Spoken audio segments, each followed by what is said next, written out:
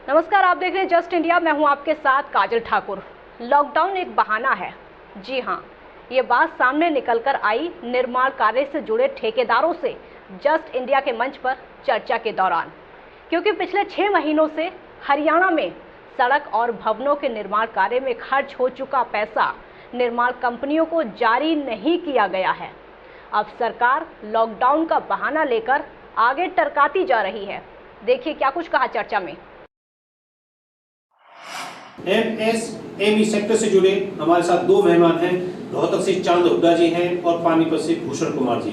आज जो कोरोना आपदा के बाद में लॉकडाउन में इस लाइन में जो संकट बढ़ा है, आज हम उस मुद्दे पे बात करेंगे कि वो किस दौर से गुजर रहे हैं। सबसे पहले चांद हुड्डा जी, मैं आपसे पूछना चाहूंगा कि इस सेक्टर में आने के बाद मजदूर भाग रहे हैं और उस मजदूर भागने के बाद में क्या पोजीशन है आपकी? काम का जो एक सिस्टम गड़बड़ा गया है, आप उसको किस तरह से फेस कर रहे हैं?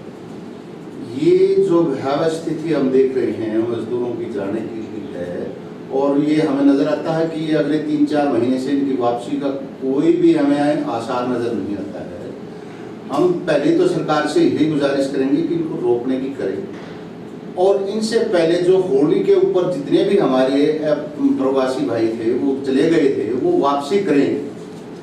और अब तकरीबन सरकार ने इनकी रजिस्ट्रेशन भी कर चुकी है, इनका डाटा भी है, इनको बुला सकते हैं, कर सकते हैं। अब काम शुरू होंगे तो आगे फिर वेदर कंडीशन भी इस तरह की नहीं रहेंगी कि हम काम करने की पोजीशन में हों, तो उससे बेरोजगारी और ज़्यादा ही बढ़ेगी और हमारा जो सेक्टर है वो बहुत ज़्यादा प्रभावित हो जाएगा अगर लेबर वापसी नहीं आएगी। तो सरकार से पहली गुजारिश यही है कि जैसे भी संभव हो सके, जो पहले होली के आसपास गए थे वो अगर आने के इच्छुक हैं उनको आने में मदद करें, और एक रोटेशन इस तरह से बन जाएगा कि उसके बाद फिर ये हमारे दूसरे भाई भी आने शुरू हो जाए। मैं भूषण जी आपकी पत्र आना चाहूंगा। लॉकडाउन के दौरान लेन देन पूरी तरह से ठप है। आपके जो जितने भी भवन हो, चाहे सड़क निर्माण कार्य, सब रुके हुए हैं। सरकारी तरफ से कोई भी रिलीफ फंड आपको किस्तों के तौर पर कोई पेमेंट नहीं आया, तो आप इस संकट की घड़ी में कैसे जूझ रहे हैं, किस तरह से सामना कर रहे हैं? पिछले 2-3 महीने वैसे तो फरवरी से ही पेमेंटें सरकार ने बंद कर दी थी, और हम सभी कॉन्ट्रैक्टर इतने परेशान हैं कि घर में से बैंक से लोन लेके काम चला रहे हैं, और सभी लेबर को रोका हुआ था अब तक, और अब सरकार लेबर को भी घर भेजने जा रही है, और सरकार की तरफ से हमारा कुछ भी सुविधा मुहैया नहीं कराई गई। हालांकि सेंट्रल गवर्नमेंट से बहुत सारी सुविधा दी गई, पर लोकल हरियाणा गवर्नमेंट हमारे लिए कोई सुविधा नहीं देगी। चांदी, मतलब किस तरह से आप फेस कर रहे हैं संकट की घड़ी में, क्योंकि बहुत सारा लंबा चौड़ा एम्पायर है आपका। मैं इस विषय में थोड़ी गहराई से जाके आपको बताना चाहूँगा। ये विषय हमारा लॉकडाउन से पहले का ही है। हमारे को एनजीटी ने एनसीआर के अंदर हमारे सभी कंस्ट्रक्शन वर्क को रोक दिया गया था, तो वो हमारा 1.5 महीने के आसपास जो है नवंबर से और 16 दिसंबर तक तो हमारा वो लॉकडाउन पीरियड हमारा एक तो वो ही रहा। और उसके बाद मौसम विपरीत हो गया, सर्दियां हो गई, बरसातें आती रही, काम हमारे शुरू नहीं हो पाए, और काम जब नहीं हो पाए हमारा इसमें काफ़ी पैसा उसी टाइम से ही रुका हुआ है। जो हमने वर्क किए या उनकी कोई पेमेंट पेंडिंग थी, किसी डिपार्टमेंट के पास फंड नहीं है, कुछ और मजबूरियां हैं, वो नवंबर से ही मेरा ये मानना है कि वो हमारे को पेमेंटें नहीं कर पा रहे। तो मतलब इसका मतलब लॉकडाउन तो एक सरकार के बहाना है एक तरह से, क्योंकि पेमेंट होगी पहले से अटकी पड़ी है। बिल्कुल, इसमें कोई ये गहन तरह से इसको विश्लेषण करें तो इसमें एक सच्चाई है। सरकार ने नवंबर से ही हमारे को काम को रोकने का आदेश दे दिया। हमारे पास ऐसा कोई मैकेनिज्म नहीं होता कि हम उसको एकदम से स्विच ऑफ कर दें। हम कोई इंडस्ट्रियल उस तरह की इंडस्ट्री नहीं है कि हम किसी मैकेनिकल उसके ऊपर बेस हो। हम इंफ्रास्ट्रक्चर के हैं। हमारे पास ऑर्डर आते ही इमीडिएट हमें अपनी साइटों के ऊपर इमीडिएट मशीनरी को लॉकडाउन एक तरह से करना पड़ता है। ऐसा हमारे साथ 1.5 महीना हुआ। फिर मौसम की विपरीत परिस्थितियाँ हुई, उसमें कुछ काम हो पाए, कुछ साइटों में मटेरियल है, कुछ और है, या जो हो चुके थे हमारे को उसका आज तक कोई भी पैसा नहीं मिला है उसके। और कुछ गवर्नमेंट की अथॉरिटियों की तो मैं कहता हूँ बेहद खस्ता हालत है, जो कि साल से 6 महीने से पेमेंटों की अदायगी ही नहीं कर पा रही, और हमें बैंकों को ब्याज, लेबर को खर्चा और सभी कुछ देना पड़ रहा है। और इस आज की परिस्थिति में अब जो पोजीशन आ गई है, इसमें अगर गवर्नमेंट चाहती है कि हम इसमें कुछ सुधार हो, तो हमारी जितनी पिछली पेंडेंसी हैं उनको क्लियर करे, जो डिस्प्यूटेड मैटर है उनको सॉर्ट आउट करे। मॉडल एग्रीमेंट गवर्नमेंट ने लागू किया है, कहने को लागू है लेकिन वो अडॉप्ट नहीं किया हुआ है, उस पर कोई कार्रवाई नहीं करता, कोई नहीं सुनता। तो इसका मतलब आप, मैं भूषण जी आपसे जानना चाहूंगा कि हर चैम्बर ऑफ कॉमर्स है, हर तरह के यूनियन बनी हुई हैं, क्या आपकी लाइन में भी कोई एसोसिएशन है जो मिलकर सरकार के सामने, अधिकारी के सामने जाकर अपनी डिमांड रखे, आप लोगों का नेतृत्व कर सके? कोई हमारी कुछ ज़्यादा बड़ी एसोसिएशन तो नहीं है, एक लिमिट में लोग इकट्ठे हो जाते हैं। और ये लोग इकट्ठा होना, एक कॉमर्स होना बहुत ज़्यादा हमारी ऐसी नहीं है, और हमारे कोई चैम्बर ऑफ एसोसिएशन में है तो ऐसा होना चाहिए, पर हम अपनी बात सरकार पे जिसके साथ रख सकें। और जैसे सेंट्रल गवर्नमेंट ने अपने स्कीम्स निकाली हैं। नहीं, स्कीम निकालना अलग बात है, मतलब जो आप फंडिंग से परेशान हैं, आपका पैसा रिलीज नहीं हो रहा है, आपके काम रुके हुए हैं, इन सब को लेकर छिन्न-भिन्न हुए पड़े हो आप सारे के सारे लोग। आपका नेतृत्व करने वाला एसोसिएशन नहीं है जो सरकार तक आपकी बात पहुंचा सके।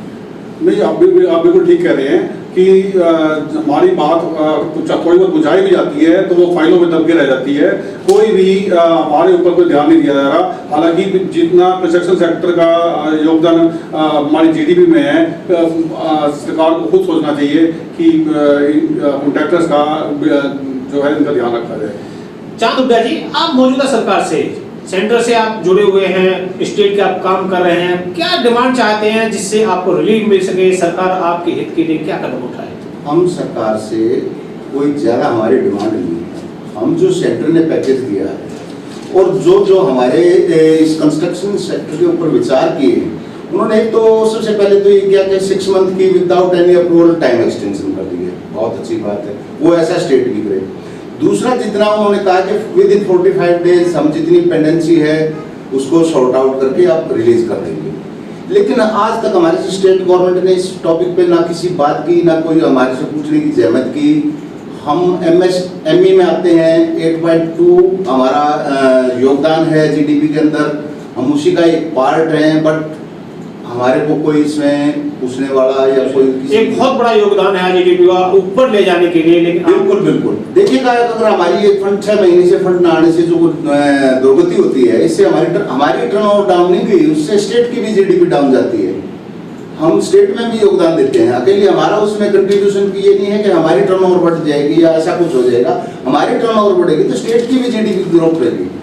तो उसको अगर सरकार मद्देनजर रखे, पिछली जितनी समस्याएं हैं उनका समाधान करे, जो पेमेंट है उनको तत्काल से उसको रिलीज करे, और आगे जो है फिर बैंकिंग का है सेंटर से, वो हम तभी उठा पाने की पोजीशन में होंगे जब हमें ये इंश्योर हो जाएगा कि हमारा पिछला पैसा हमें मिल गया है, तो हम और द्रुत गति से लग के इस जीडीपी को और भी ज्यादा बढ़ा सकते हैं। भूषण जी, अगर सरकार आगे ये सब मामले जो आप चाह रहे हो किसी भी प्लेटफॉर्म से पहुंचकर सरकार की बात पहुंचती है, तो क्या आप फिर आगे किस तरह से अपने काम को बढ़ाएंगे? मजदूर नहीं है, उनकी कैसे मदद करोगे, उन्हें कैसे वापस बुलाओगे अदर स्टेटों से?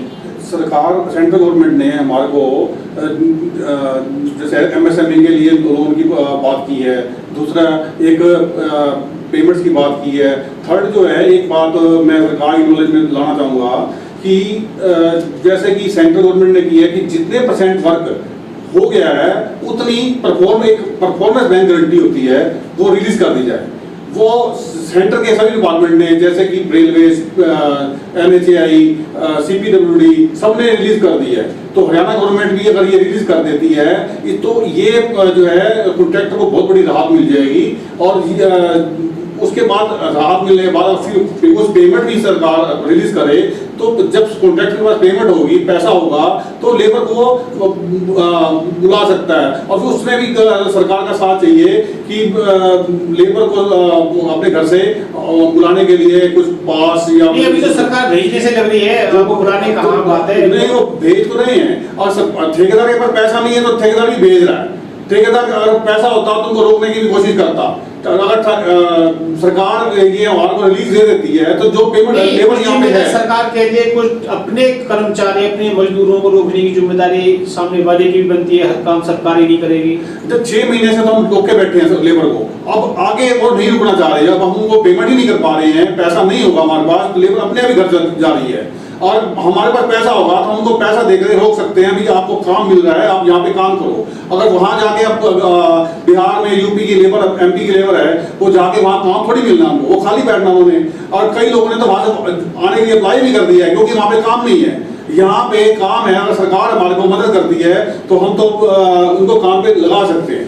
चांद हुड्डा जी, एक बात आपकी बातों से निकल के आई है, जिस तरह से आपका एक सिस्टम है, आपके बीच की जो एक कड़ी है बात पहुंचाने की, वो है अधिकारी। अधिकारियों का रवैया क्या रहता है आपके प्रति? ये एक जगजाहिर सच्चाई है कि जितना भी अधिकारी हैं और जो भी ब्यूरोक्रेसी है उस पर लिपापोती करती है। हमारा कोई इसमें ठोस रिप्रेजेंटेटिव ना होने के कारण हमारी बातों को इग्नोर करके, हमें अन्यथा लेकर के हमें कोई हमारी बात पर तवज्जो नहीं देता और हमारे को इग्नोर कर दिया जाता है।